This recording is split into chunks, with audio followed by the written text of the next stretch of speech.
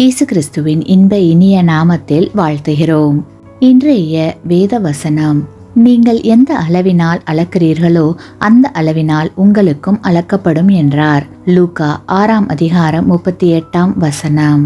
Today's Bible verse.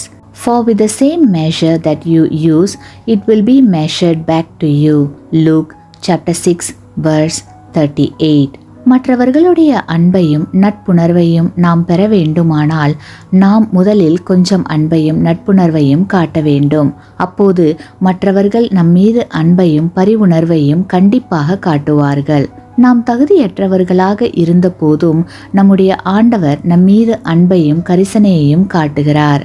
ஏனெனில் நமது அன்புக்கு அது தூண்டுகோலாக அமைய வேண்டும் என்பதற்காகவே. மற்றவர்களோடு நாம் கொண்டிருக்கிற அன்பும் ஆதரவும் நல்ல விளைவுகளை ஏற்படுத்தும்.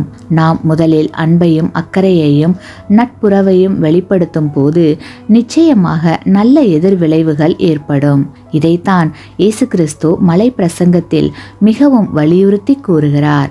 அது மட்டுமல்ல, வேதாகமத்தில் மத்தேயு 7ஆம் அதிகாரம் 12ஆம் வசனத்தில், ஆதலால் மனுஷர் உங்களுக்கு எவைகளை செய்ய விரும்புகிறீர்களோ அவைகளை நீங்களும் அவர்களுக்கு செய்யுங்கள், இதுவே நியாய பிரமாணமும் தீர்க்க தரிசனங்களுமாம் என்று கூறப்பட்டிருக்கிறது. கிறிஸ்துவுக்குள் அன்பான சகோதர சகோதரிகளே, நாம் மற்றவர்களிடம் காட்டாத அன்பையும் பரிவையும் எதிர்பார்ப்பது எந்த விதத்திலும் நியாயமற்றது.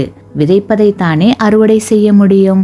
விதைக்காதவன் பலனை எதிர்பார்ப்பது விந்தையிலும் விந்தையல்லவா? ஆமேன்.